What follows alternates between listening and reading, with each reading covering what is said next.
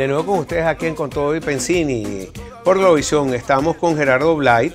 Gerardo es constitucionalista y exalcalde de Baruta, buen amigo del programa, @Gerardo Blay con Y.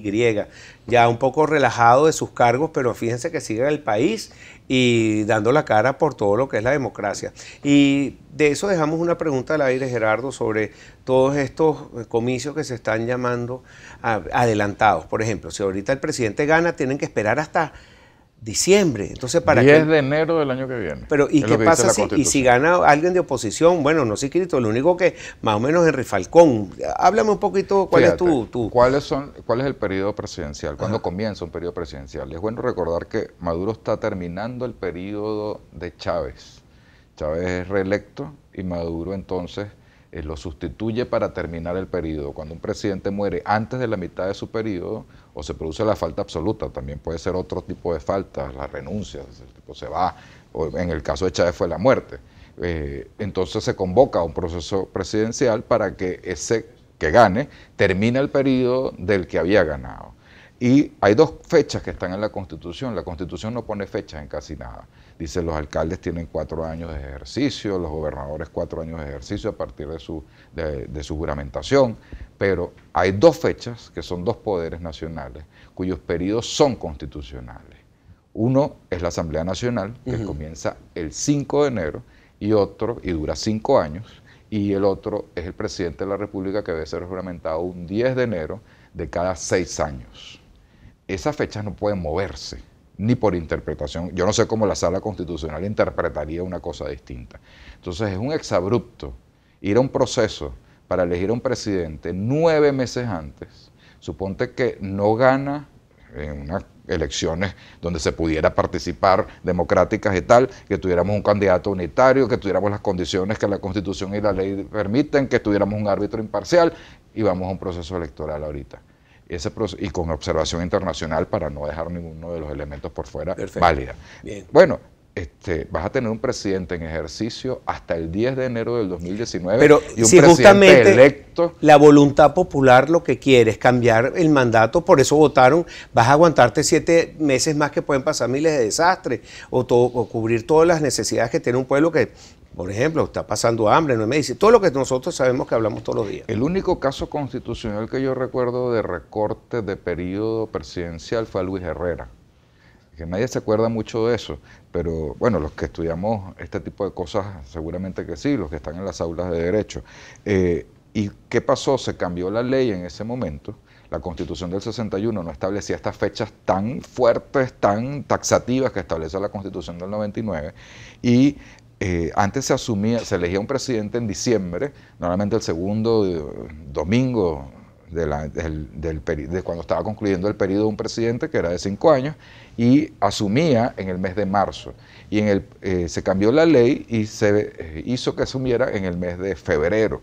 Y en ese momento se le recortó un mes al presidente en ejercicio, porque eso de esperar 3 meses a un presidente electo era como mucho. Pero imagínate ahora.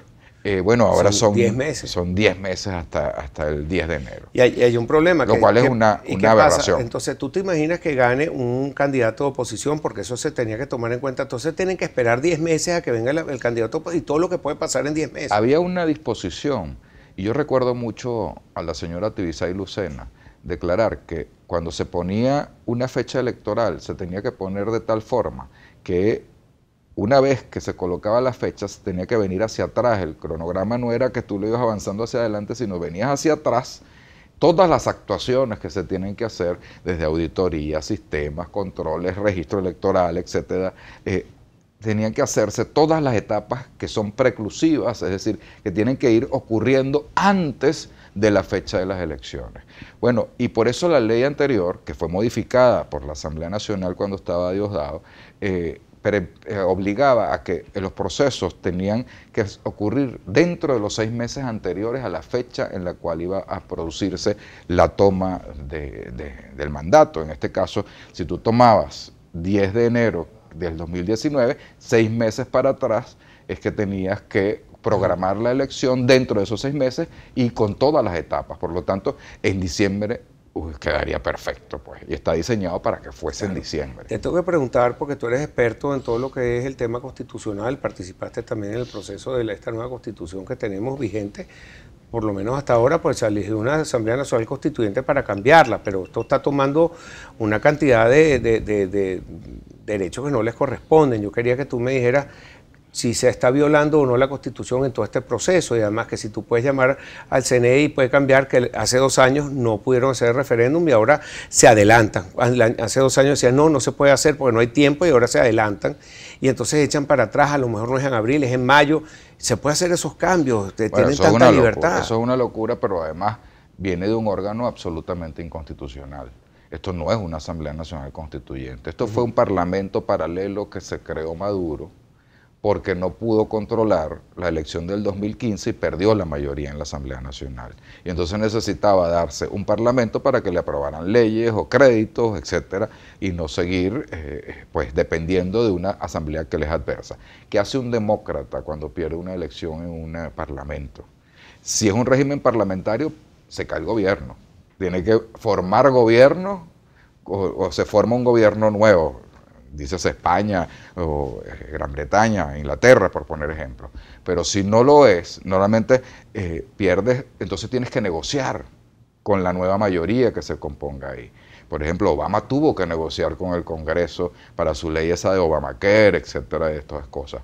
Es posible, no se sabe qué va a ocurrir en las elecciones de este año, que eligen varios senadores y representantes en el Congreso americano. No sabemos si Trump va a perder la mayoría en los senadores. Y si pierde, va a tener que negociar. Y negociar significa que sentarse, explicar y no imponer y convencer a las fuerzas que no le son propias y que no le son levantabrazos, con razonamientos, qué significa lo que está proponiendo en una ley, en un presupuesto, en un crédito adicional, etcétera. Todo en las fuentes de financiamiento que vaya a utilizar. Pero el control parlamentario existe. Entonces, eligieron en un proceso absolutamente inconstitucional porque esta asamblea adolece del primero de los defectos, que es la legitimidad de origen, que es la que va a adolecer. Maduro todavía no tiene ilegitimidad de origen. Pero si hay una votación que no acepta a la gente, ni la oposición, ni el mundo, puede jugarse su legitimidad de origen, la va a perder en ese proceso, como no la tiene la Asamblea Nacional y no es reconocida por el constituyente, no la reconoce ni el mundo democrático ni los demócratas de Venezuela, porque no le consultó al pueblo si queríamos o no una Asamblea Nacional Constituyente, pero además en su desempeño, suponte tú que hubiese alguna forma que no existe de solventar el proceso de legitimidad de origen. No existe porque no le consultaste al pueblo en referéndum si queríamos. Pero si hubiera sido, por ejemplo, suponte tú. Consultó al pueblo, el pueblo dijo, vamos, si queremos una constituyente en un referendo, entonces dictó las bases y se eligió esta constituyente que está allí. Bueno, en su desempeño, ¿qué ha hecho para modificar la Constitución? Porque una Asamblea Nacional Constituyente, conforme a la Constitución, y casi que puedo recitarlo textual, es para transformar el ordenamiento jurídico venezolano, empezando y hacer una nueva Constitución que debe ser sometida al pueblo. Y todo lo demás. No hay una letra de la Constitución que legisle no es constitucional. No había un proyecto de Constitución, Pedro. Cuando Maduro se presenta y se pone frente a la Asamblea, dice, aquí tengo mi proyecto de Constitución, la Constitución del 99. Chávez tenía un proyecto de Constitución, nos gustara o no nos gustara, él consignó un proyecto de Constitución. Y ahora es nuestro mejor aval como venezolano. Como convocante de ese proceso. Este convocante de este proceso no presentó nada.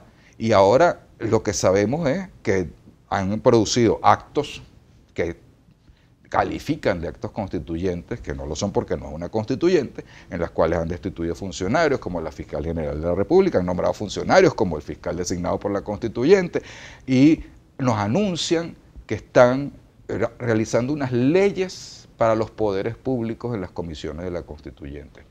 Esa competencia es de la Asamblea Nacional, eso no es competencia de una Asamblea Nacional Constituyente.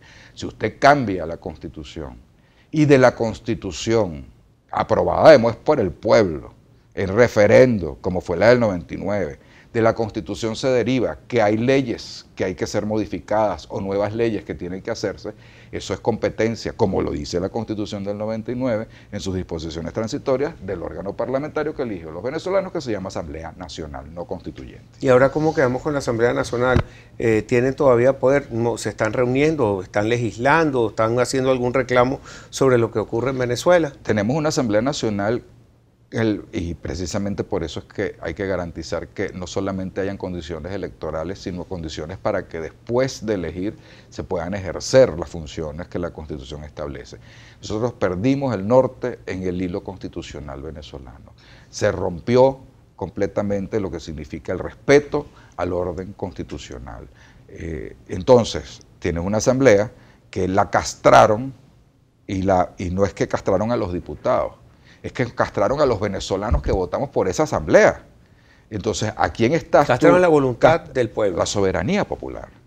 Y la soberanía popular no es la que manda. De donde emana realmente el poder, como se ha dicho en los últimos 20 años. Si nosotros votamos por unos diputados, tú a través de irte por los lados con sentencias, etcétera, no puedes castrar esa funcionalidad y esas funciones que tiene la Constitución para una Asamblea Nacional sin violar la Constitución. Estás violando la Constitución constantemente.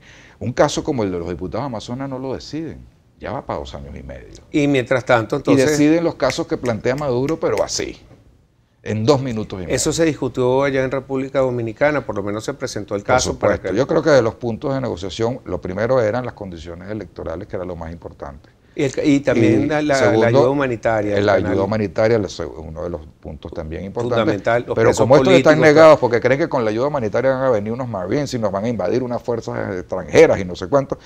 Bueno, cambiabas el gobierno y con un nuevo gobierno puedes lo importante abrir la economía y otro modelo. Hay que resolver primero lo primordial. Los presos políticos también eran importantes en la agenda, pero entonces el gobierno los convirtió como en una barajita de cambio.